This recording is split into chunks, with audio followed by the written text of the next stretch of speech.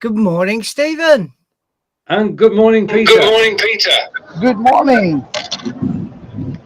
Right, Peter, would you like to explain where you are? Yes, I'm at a place called the Excel Centre in London, and I'm here for an exhibition. And the wonders of modern technology, I can still come to the show, although it's a bit noisy around about me. I've got my earbuds in, and it's actually better with this because I can hear myself speaking. And before I was shouting, and you know I'm not a shouty type of person.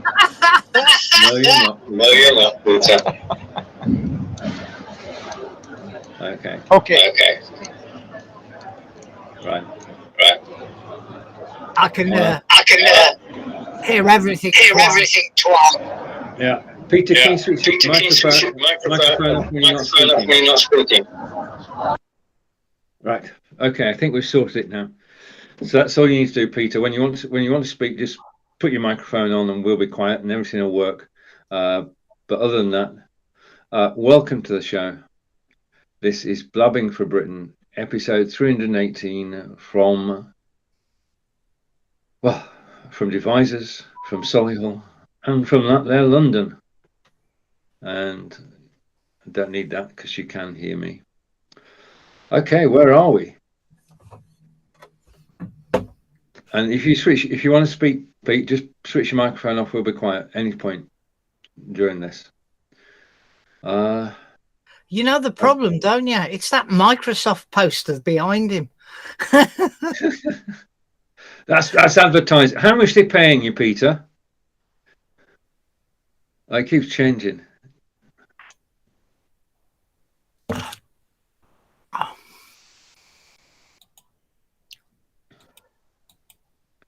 Okay.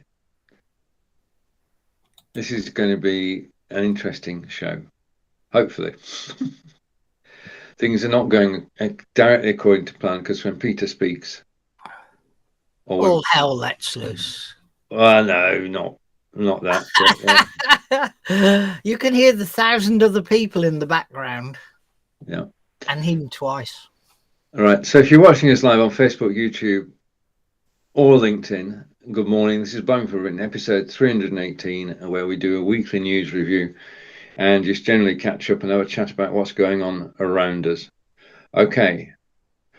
Now, a lady arrived in the UK at 1 o'clock this morning, was greeted by Priti Patel and by her husband and daughter after 6 years in prison in Iran. And I think you have to be grateful for the fact that she's actually here. But do you think it took too long, Peter? Is Peter moving? No. He appears to be frosted. It took Right. £398 million to release her. All right. So let's just hide Peter for a moment. Let's just rewind on this story. The Shah of Iran purchased $150 million worth of British tanks in It was more than that. 250 million.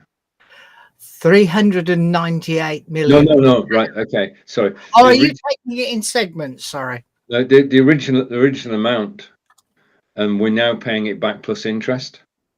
Yeah. So we're paying 52 years of interest on a debt because the British government took money for delivering tanks. The Shah was overthrown and the tanks were never delivered.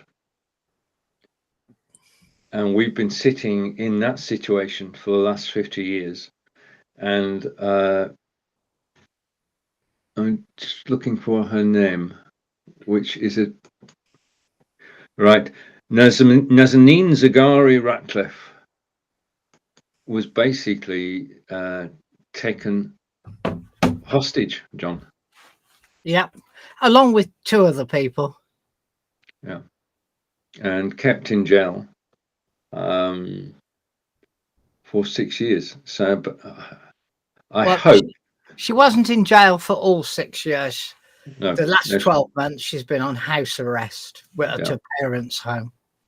But nonetheless, it should never have really happened. That's where we agree, John. That's definitely where we agree. First of all, As we ring. to blame, that's a hard one, really, isn't it? Well, there've been so many ups and downs throughout the saga. Peter's back. Peter's coming back.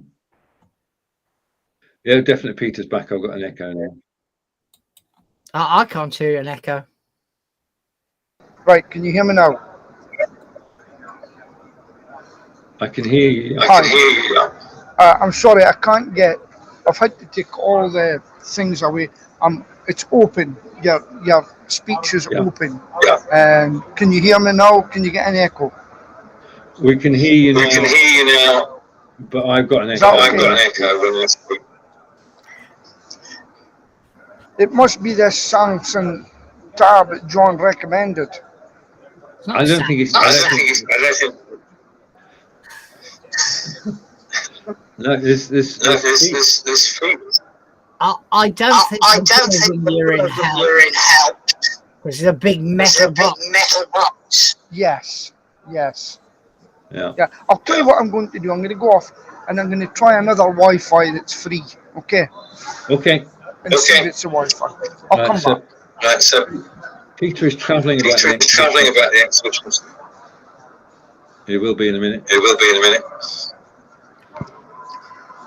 Kick him Okay. off or something. Okay. We've got an echo until We've got an Peter echo until Peter closes the program. closes the program.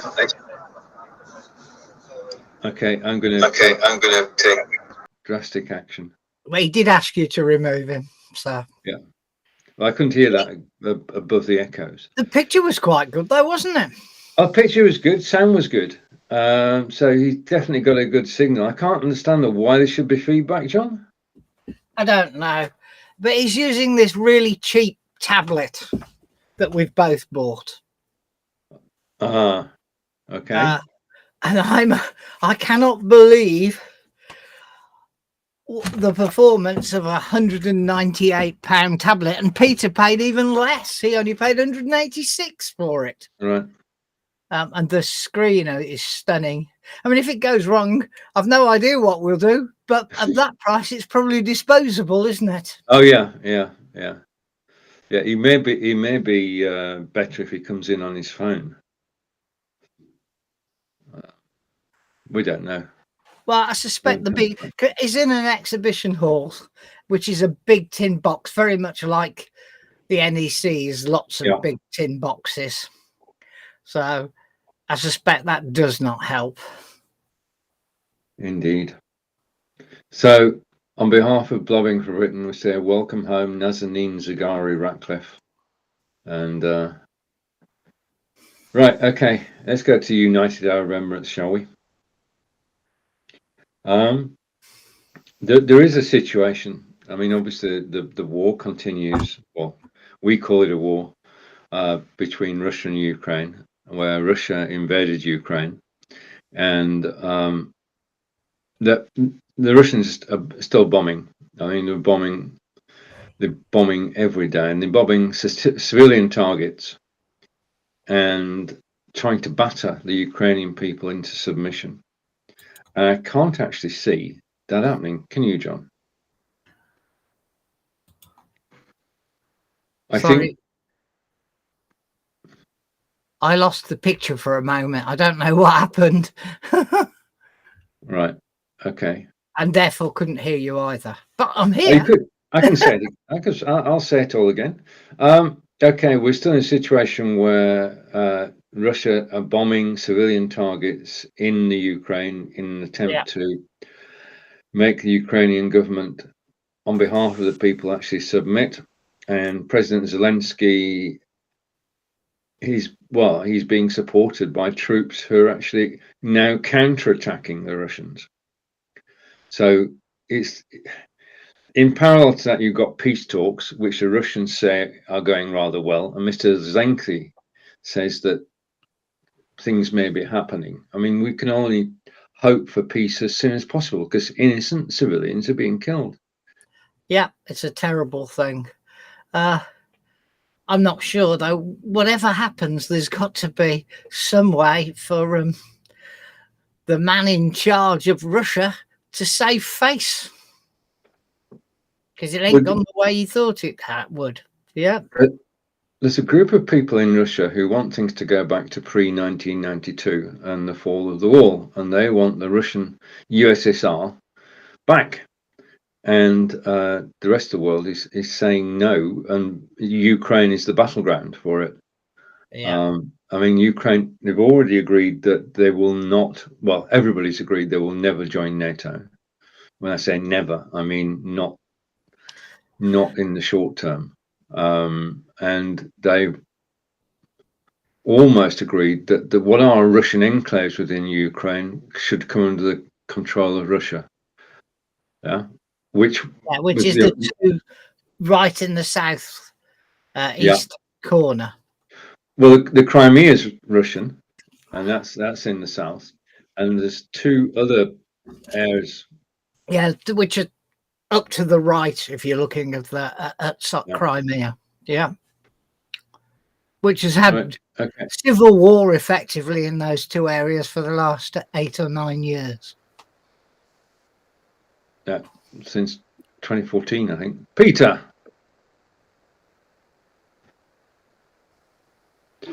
we're talking about Ukraine. Yes. Oh, I give up, guys.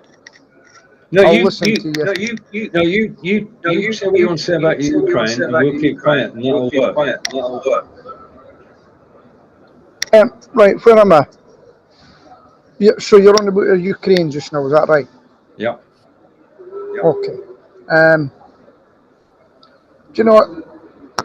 I think President Putin, in a way, is going to get his own way, because he's went as far as he's gone, and each side will have to give something.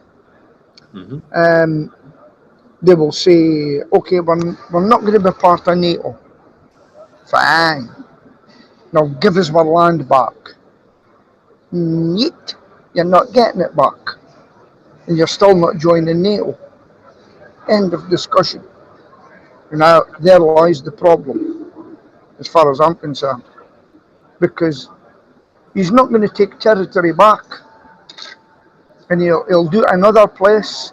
He'll do it elsewhere. And he just knows there. Is Joe Biden, is he still living? Is he there? Is he still the president?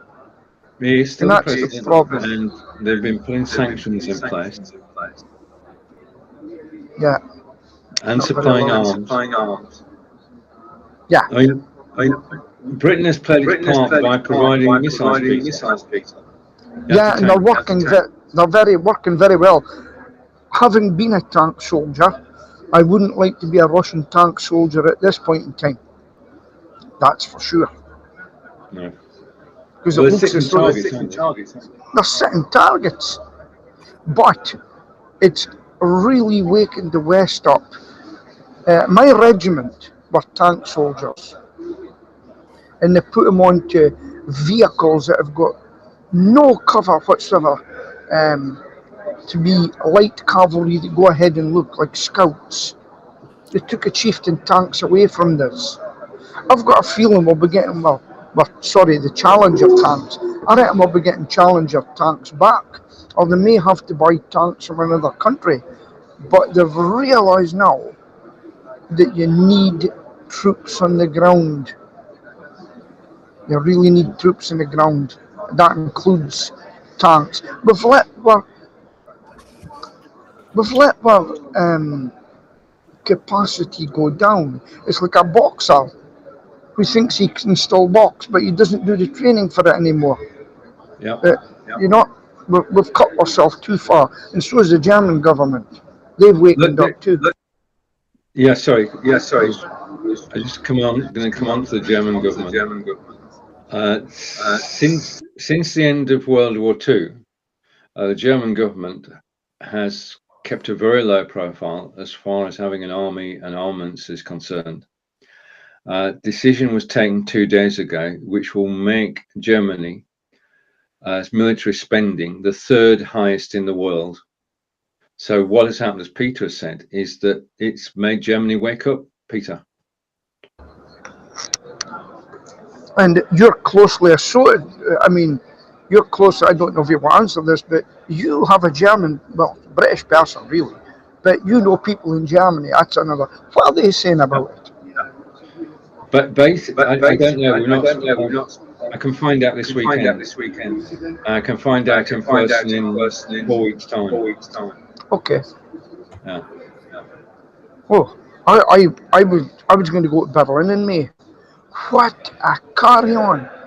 I've had COVID, and somewhere it says you have to get a covering letter. I phoned the doctor. He says we don't do covering letters. Eventually got a good girl at the Scottish feedback. It is. This is feedback, and she goes, "No, we don't do it." I says, "How?" I says, "Can I show up as positive within 90 days?" She goes, "Yes." I says, "What if I turn up in Germany and they go, Peter Stewart, chap, verboten, off you go home again, thank you." What's the score? I think as far as I know, I think the score is that if you've got your vaccination passport, that's it. Yeah. I don't think you also have to prove that you've had it. It's whether you've been vaccinated against it. I stand to be corrected because these things are changing every day, Peter. So as I say, we're going in April and we're hoping to go straight through, apart from at the moment having to have a test before we go into Holland. Yeah. Nothing in Germany, nothing in England, but a test possibly in Holland, or that could change before we go in April.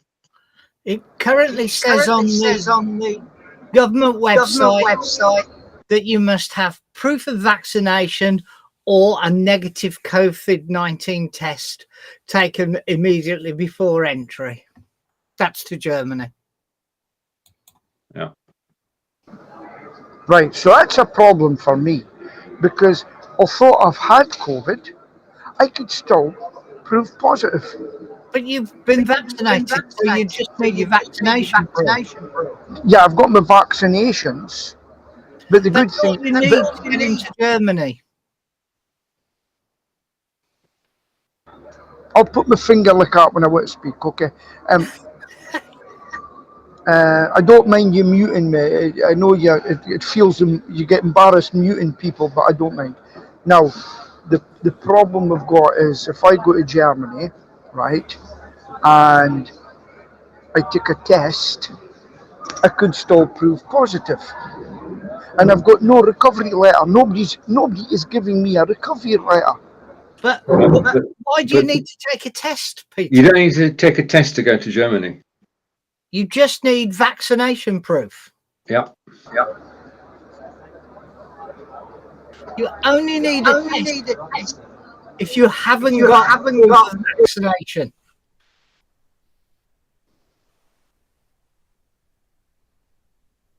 Okay.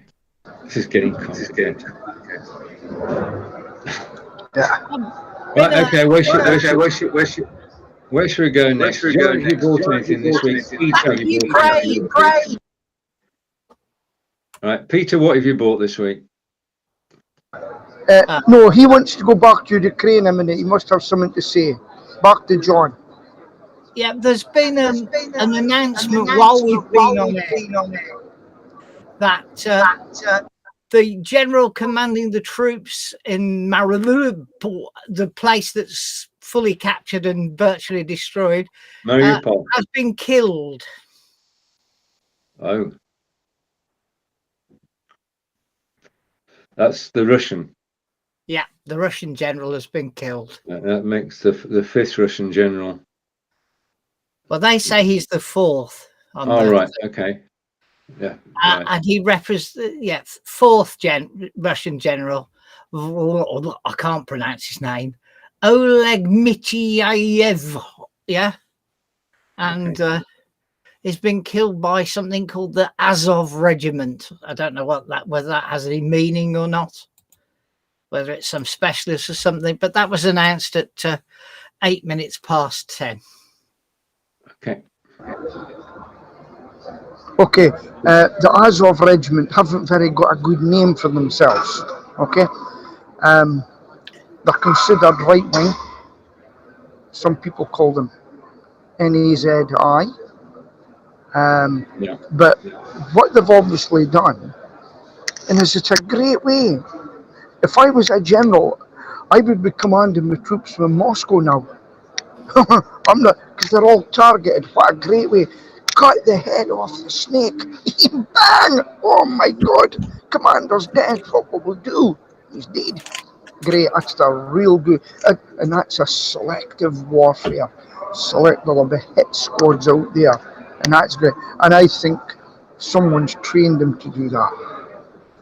Oh yeah, undoubtedly. I mean, Okay. ammunition. Undoubtedly. Armaments are being supplied, training's being supplied. I just looked it up. It says they're a right wing. It says they're a right. Yeah. Okay. Right now, I did a program on Tuesday, which is how can we help the Ukrainian people, and we can practically help them. Etsy have put up a page of Ukrainian art. Okay, so it's Ukrainian artists who put their stores on Etsy, and you can now buy artworks. And I think this is a marvelous way of actually doing it, because effectively what you're doing is you're paying money to somebody who's actually in Ukraine. They will spend it in the shops or give it to charity. And it is the fastest, most effective way. There is no commission at all from anybody. There are no charity charges at all. The money is going directly to the artists, and you've got a free choice of the artworks that you buy. Now, the one I'm showing you at the moment, by Oksana, it cost me £6.72 plus VAT, of course, and it's basically, when you buy the artwork, it's for your own personal use. But I spoke to Oksana. I said, can I use that artwork in my broadcast? So I've been promoting it everywhere that I could, and we can do a little bit. The second thing that we can do, and this is going back to something Angelica told me about, is that we can go on holiday in Ukraine now, and we can actually book an Airbnb. Airbnb are not charging commission again, and we can go and stay in Kiev, say for the next couple of days. We pay the rental for the property, so 2 days at £16, £32. £32 goes direct to the host. The host then gives it to charity in the Ukraine, again bypassing everything, and the money's going directly into the economy. Peter. Well, Peter's drinking his coffee. Peter's back again. Okay, right. So that, yes, I did see that. All I've been doing is my bit. You've probably seen that. I've been putting out links to what you can do for Ukraine. I've changed my profile picture with a Ukraine bit on it. So I just can do a little bit, and I've actually paid some money to one of the banners that's on Be Live. I've done that as well. And John, I was speaking to the engineer yesterday, one of the Be Live engineers, and I was asking if he was okay in that, and I says, "You still in Kyiv?" And he goes, "No, we've moved out to Western Ukraine. So hopefully they're in a safer area." Now, what I would like to talk to you about now is this. So that 2 people have got released by the Iranians. We've already done this. Have we? Yeah, but this, Carry on. let me talk about the chieftain tanks. When I was a young soldier training, the training area I was in, the Iranian troops used to come over to train in chieftain tanks. Their country paid a lot of money up front, that £360 million or something, for the chieftain tanks. Okay? However, we took the money and we never gave them the tanks due to the regime change. Now, if you give somebody £360 million and they says you're not getting the tanks, would you want your money back? I Back to think you.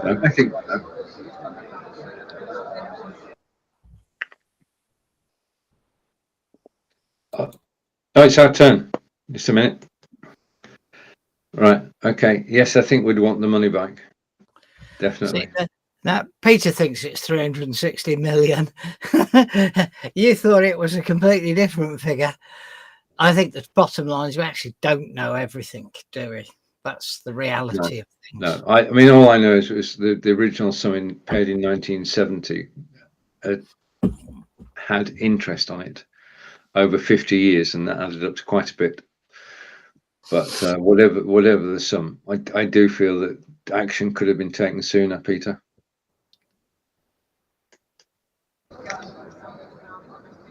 It's just a political game, but here's the thing. He's probably went over and said, look, we'll give you this money back, but there are conditions with it. And it would look good on you, Ayatollah man. If you were seen to be letting these people go now, we'll give you the money as long as it's spent. It's got to be for humanitarian ways that they get the money back, something like that. And if you do that, there's a good possibility we can become friends in a way because we need some oil from you and it'll make your country prosperous. That's what I'm thinking. Well, the other comments say that it's because doing this is the first step on getting sanctions removed. Yeah. Okay. Now, our Prime Minister is currently in the UAE, and he's negotiating because we want to lower our dependence on Russia. He's negotiating for oil. Peter.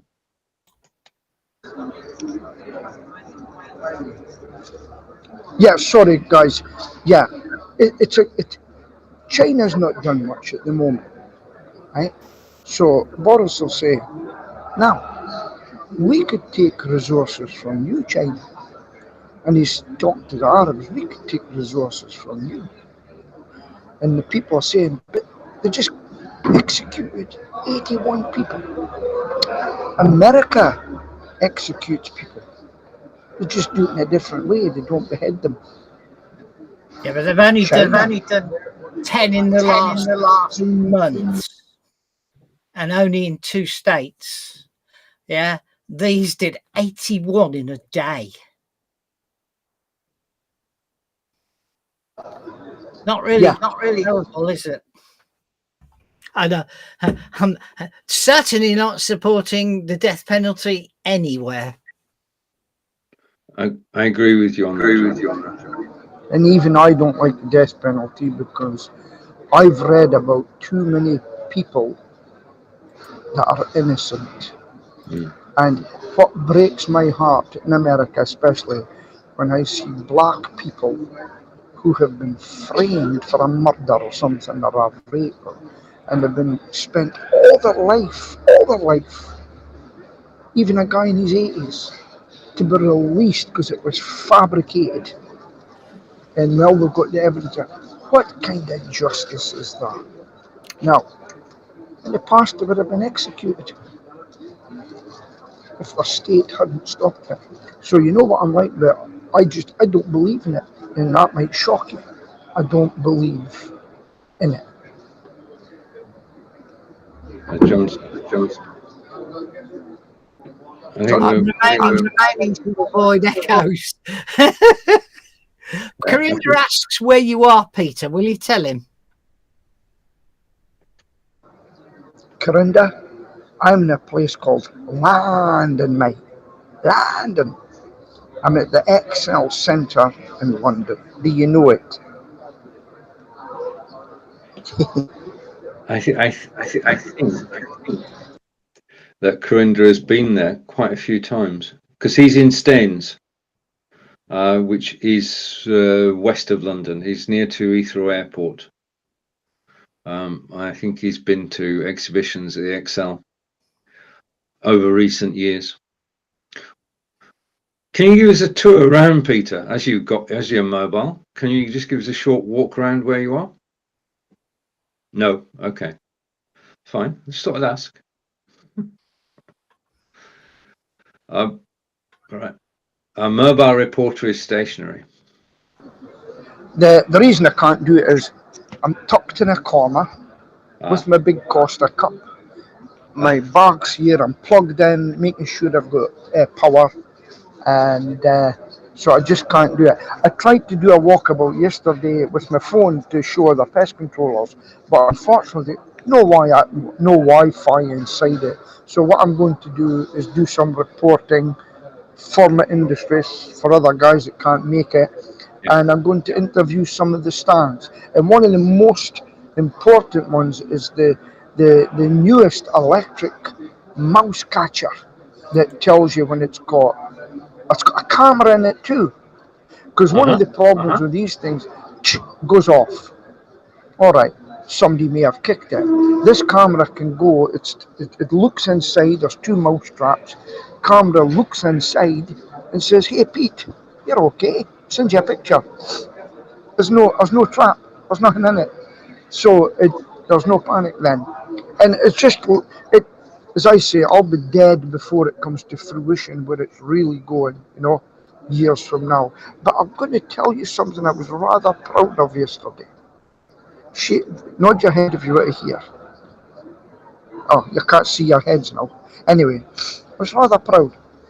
I was a supplier said to me, a lady, and she goes, "Peter, I know you're up in Aberdeen." She says, "If you were only down here, you would have had a big business because you're one of the most innovative pest controllers that I have ever seen, and you were way ahead of your time.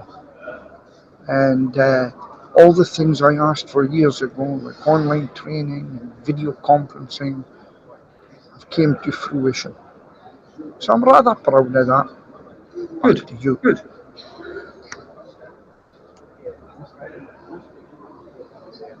That was said with my £1 glasses from Pound Stretcher. Yeah. Right. So you basically you've seen a prototype. Yeah, I'll come back. Yeah, I've been looking at it for years because I want to set up a service for this. Now, some of them have been too fancy. They have Wi-Fi problems. They have data problems.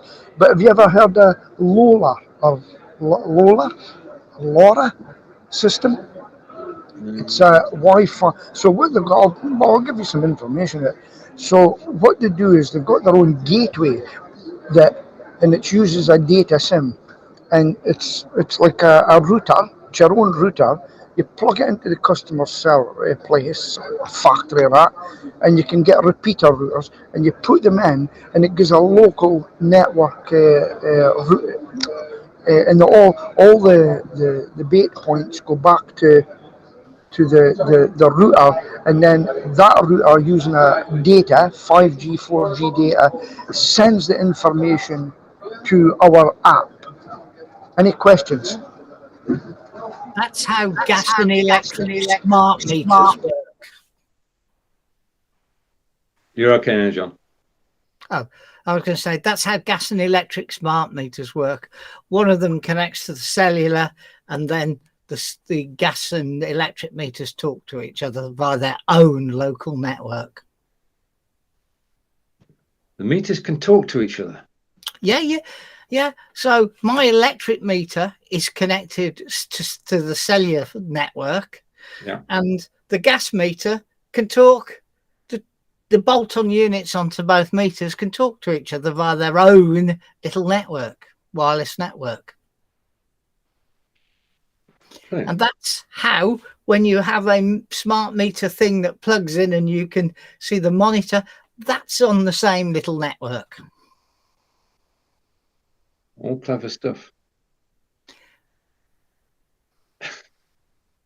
When Peter sticks his finger up, I'm finger up.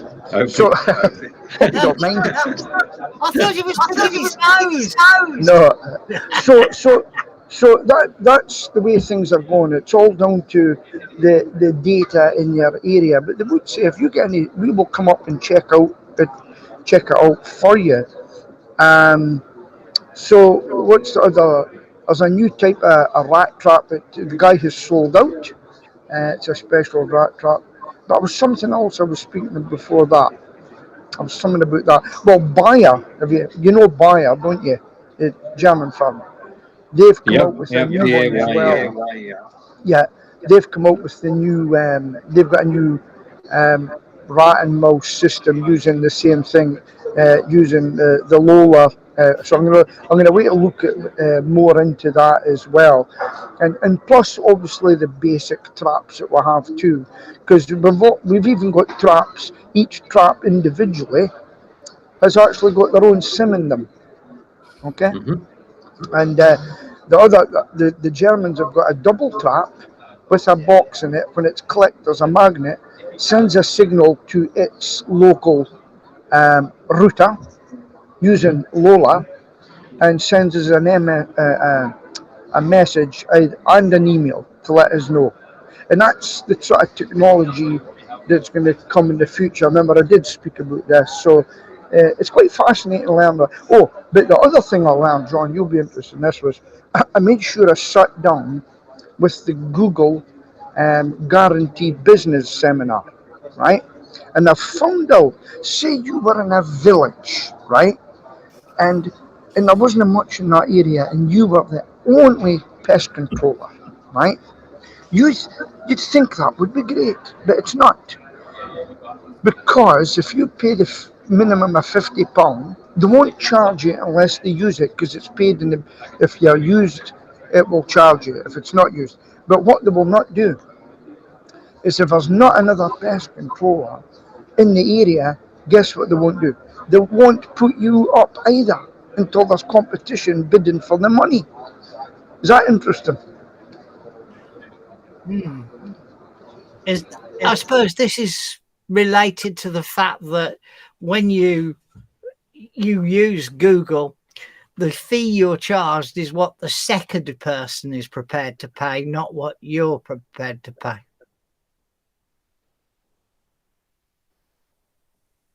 Right. Just a note from Corinda, Peter, he's going to be in Excel in April for a broadcasting event and be live on Amazon using his OBSBot Tiny. Okay.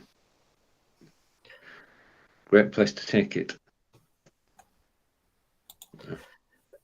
Okay, the picture. Oh, sorry about that. Okay, the picture that we're showing on the right-hand side, Peter, the second picture we're showing on the right-hand side is from a Ukrainian artist, Oksana. And if you go to Etsy and you type in Ukrainian art, you can buy your own painting, which you can use wherever you want on greetings cards, anything personal. And we've got special permission to actually show it in a live broadcast. So go and support Ukraine and do it on Etsy and buy Ukrainian art, Peter. Are you still on your Blackberry? I have to tell you, the picture's really great. It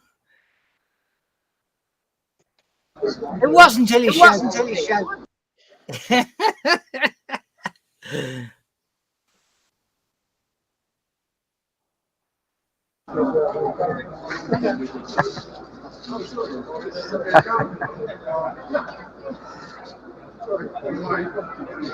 Okay. Right, so I came down by sleeper, and do you know what got me being here? I love London, and I woke up this morning to the sound of London waking up, and I looked out. I'm facing over the river, the Thames, and I'm looking and I watched London. It was quite early morning, real early morning. I looked out and I just seen some bodies going to the train station. I seen the lights going on across from all the houses and hotels, and I just seen it waking up. And I said, where does everybody come from? Where do they all live? And then the tubes were, I put out a post yesterday. I said, went on the tube and it was busy, and I put my hand forward and assisted the three ladies. It was obviously a mum and their daughter's younger daughter, not young, but I says, after you ladies. They kind of looked at me and surprised, and then the next thing I was battered in the back, or all the people pushing me in. It was great. I love it. I love this city. I really do. Yeah, I love London too. I mean, we were there in January, and it is a brilliant place to visit. I don't think I could actually live there. I think the pace of life in London is too fast. When people start running down the escalators, that sort of puts it. That sort of is London. It is so fast and so furious, Peter. I don't like it. I said to Sheila, you could die here and nobody would care. They wouldn't care. You know, you just drop down there and say, sorry, late for my appointment. Bye bye. It's just such a fast pace of life, you know. Yeah. Stephen's just posted to say he's got COVID. Oh, okay. It's posted in our Facebook chat. All right. Okay. Again? No, has he had it before? No, I don't think he had it before, no. No. I think he hid from everybody. Yeah, we've got our rates in devices tripled last week. I don't know what the base was, but certainly COVID hasn't gone away, but we are seemingly able to live with it because Peter's able to travel all the way from Aberdeen down to that London, and yeah. Were people wearing masks on the train, Peter?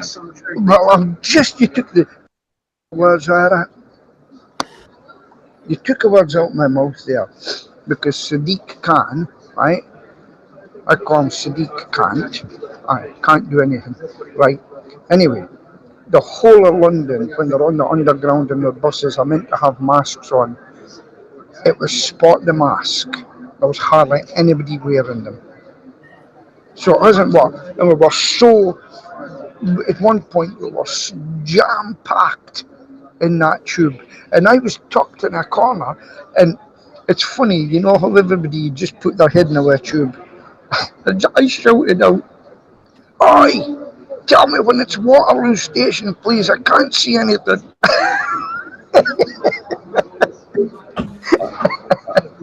And did the Peter? Yeah, a woman says, we'll help you, mate. She says, we'll help you, mate, we're going there too. The Scottish voice above everything. Shout out in the crowd. It's been great. I do enjoy. I enjoy travelling. I really do enjoy travelling. But I hope to get a sleep. I'm going to walk around here. I'm going to get myself tired out tonight. So I go on that train and I put on my pajamas. And the reason I wear pajamas in case there's a train crash. And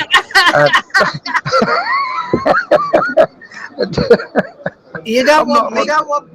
I'm not running about in my pants. I'm not running about my pants in the railway line. And so basically, I'm going to put my pajamas on and hopefully get a good sleep on the train home. You know, the reason I wear it, I know somebody that was on a fire and they had to get out of the room in the hotel, but just slept without clothes on. And he says, Peter, always wear pajamas in a hotel. He was naked. Yeah. Talking of trains, did you see that the report was released this week into the HST crash near Aberdeen, with some interesting facts about the bit that collapsed had actually been reinforced only a couple of years before the accident. It also contains some more photos that we never saw at the time of the showing things that were quite horrific, really, and how collapsed the driver's area was.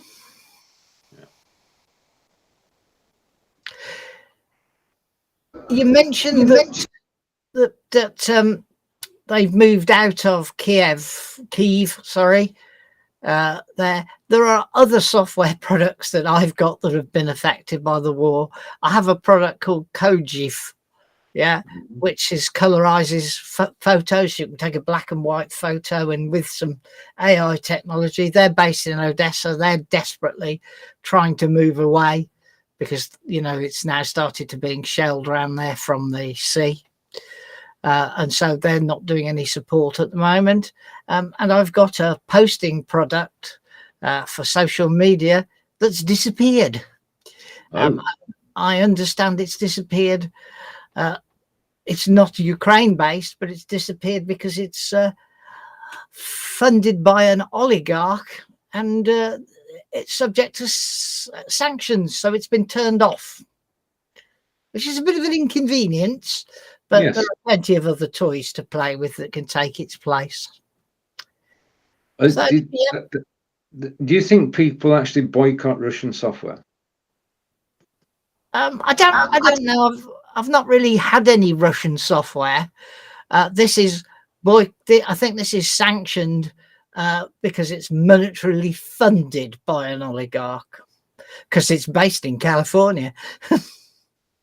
I'm not naming names because I don't want to get caught up of accusing it of something that isn't, because there is no formal statement as to why it's disappeared.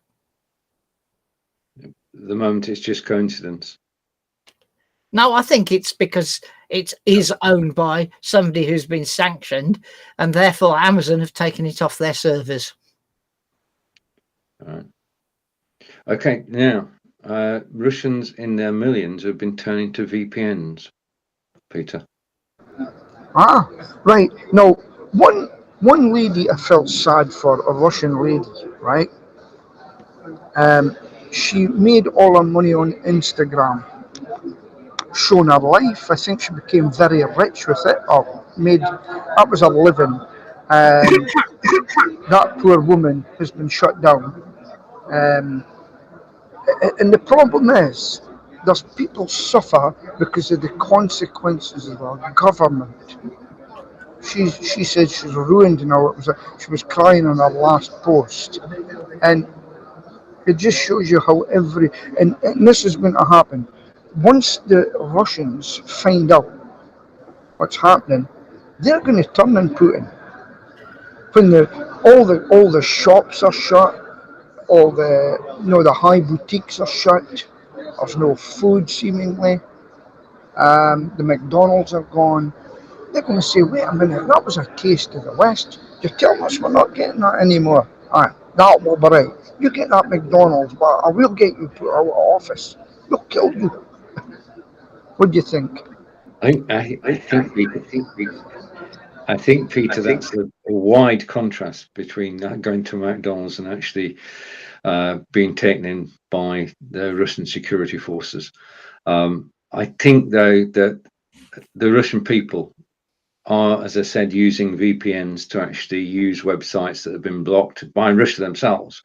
And the information will filter out, and they're going to walk around town and they're going to see that shops have disappeared and they're no longer, they are an international pariah and they're not going to benefit. Now, the biggest problem that we have is that, coming back to energy for a moment, is that we need to stop using Russian energy. And that's going to be a long-term thing. I mean, the Germans have said that by the end of the year, they can stop using they can stop using gas and oil, but I think that they're tied in for something else, aren't they? The Germans are tied to the Russian economy, and the Russian economy gets 40% of its income from oil and coal and gas. Yeah. Has this changed? I don't know. I know you're a liberal thinking man, and has it changed your view on fracking? Should we be self-sufficient? I think what's happening is that people are deciding that being able to survive on your own is preferable, and that the long-term plan of every country will be to be energy sufficient. and not be reliant on any third parties. And this is a bigger problem for Germany. It's not so big a problem for us. And I think what will happen is that practicalities will overtake the greening of the country. Yeah, the being practical, keeping people warm in winter and with food is going to be more important than whether we frack or not frack. John? I've always been in favour of having a bash at fracking and finding out whether it will work or not, but the people of Lancashire don't like the concept. I think that there's a possibility, isn't there, Peter, that this might bring some life back to Aberdeen, because the scale of economies are changing, and it might mean that pumping North Sea oil and pumping North Sea gas becomes economic again when it became uneconomic in the recent past. Right, that's quite interesting. Do you know what was in our local newspaper the other day? Oil companies crying, tears hitting the floor because they can't get anybody to work for them, and there's nobody to train the new guys. Now, what happened initially in our oil industry, Aberdeen was full of American Texans and coming over and showing us what to do. And then they left because they showed the Aberdonians what to do. And you know where there's a big area of Aberdonians? Do you know where they are now? They're in Perth, Australia. Oh, They're wow. working down there now. And nobody is wanting to work with them anymore.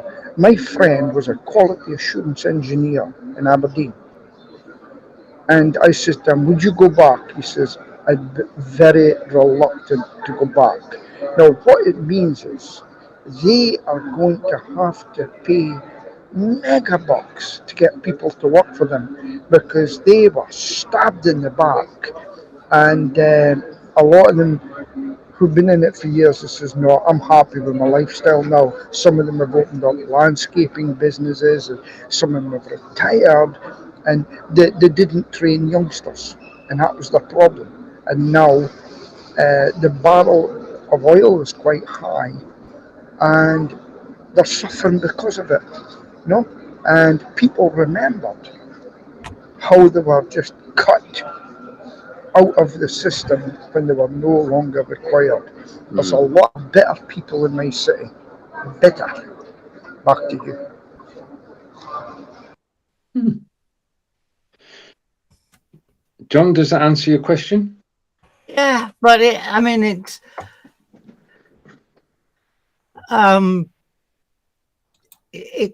how do I say it?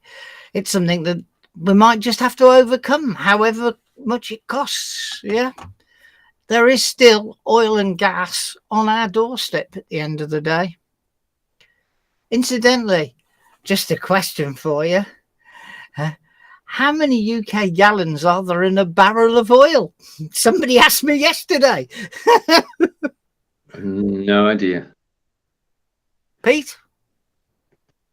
It's 34.92. Right. UK gallons in a barrel of oil. Okay. Now, you know that I like AppSumo. In fact, I like AppSumo rather a lot. What I'm going to do is share something now. So let me go to a screen share. Let me go to a Chrome tab, because this is on AppSumo at the moment. It really is too good to miss. Have you seen the massive changes in their terms? Yes, I've heard arguments going left, right, and centre. Well, I only got 2 products from AppSumo, so it doesn't really hurt me. And both of those are well past the return date. Right. Okay. Anyway, this is a wonderful new product that I found, and I'm going to attempt to explain it to you. And the attempt will start now. Just give me a second. The program is called Tab Extend, TAB Extend. It is an extension, and basically we know that we bookmark pages. We're on Google Chrome and we bookmark a page and we think, I'll go back to that later, and you never ever do. You forget. and trying to search bookmarks is a pain in the. Okay, now with this software, Tab Extend, this is $59 for a lifetime deal.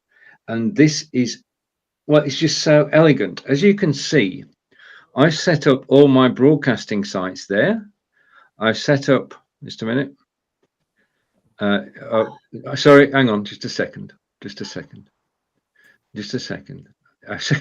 I'll start again, shall I? Okay, yeah, I'm here. I set up my broadcasting sites. I've also set up, I'm in the throes of setting up everything that I sell on Amazon. And it means that I can actually organize every single browser's website I've ever visited. And for 15, it's just done so well, John. This is a GUI to wonder at. You know, it's one of these where you think, I wish I'd designed that. So is this a Chrome extension then? It's a Chrome extension, but basically it opens up a Chrome page. So you actually drive it through the Chrome page, but every time you open a new tab, this appears before you type in the URL you want. And what I'm doing is I'm going to get every single product I sell on Amazon, every website that I use in broadcasting, and then every website that I use in research, and it'll all be on the one page, and I can just go to it. Yeah. Right. Oh, that sounds good. And what's more, okay, this is just a quick tour. You can actually add notes. You can do a to-do list. You can change the color, which is not a big thing. You can put emoticons in there, and you can copy to the clipboard. But I think I just for the design part of this, I just love the way that it's actually designed. Yeah. Anyway, that's me. That's my purchase of the week. I'm going to hide that now. If you have any questions, please ask. Okay, Peter, hang on. I pressed the wrong button, Peter. You're still there. I was asked earlier on what gadget I bought. You right? were? You were. And it's this.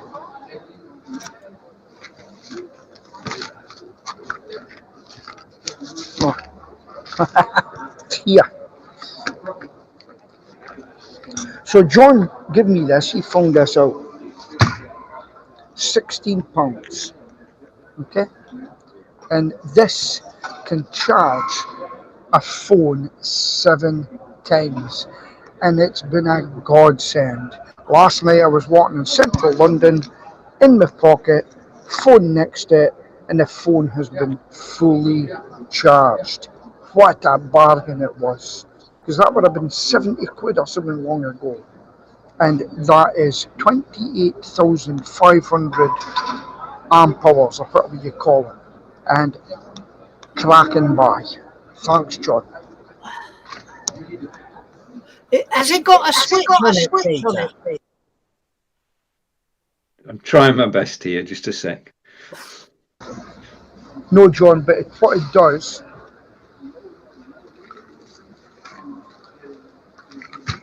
this button here, when it's charging, it charges its different colours to see which, like for instance, flashing blue is 75%. Then when it's solid white, you know it's charged. Now, when you use it, it's also got a colour code to see how much it's being used as well. And you know it's working, you know the colour it's on, and it's better than, it's actually quite good, so there's no problem with that. It's better than the other one. I'm going to give the other one to Sheila, half price.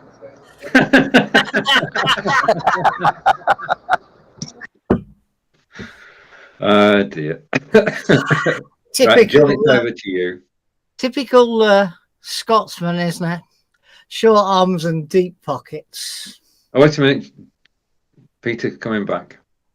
Okay, just a quick announcement. Thanks for following that other Facebook page I give you. Okay, I've had so much fun. People have been writing to me, Peter, you've been hacked. I says, no, I haven't. It's me. I says, I can't go into too explanation, but I'm going to have to find a quick way of inviting over 500 friends to it. I'll leave that just now, but that's what I want to do. Right.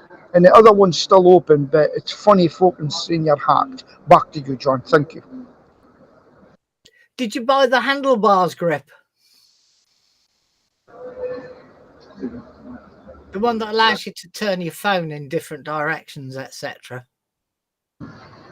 Yes, but it wasn't good. So I got your one. I haven't tried it yet, but it'll extend, you know. So thank you for that as well. Okay, well, it's goodbye from him in London. Next time we speak to him, he'll be back in Scotland. It's goodbye from my friend in Wiltshire. And it's goodbye from me in Solihull in the West Midlands.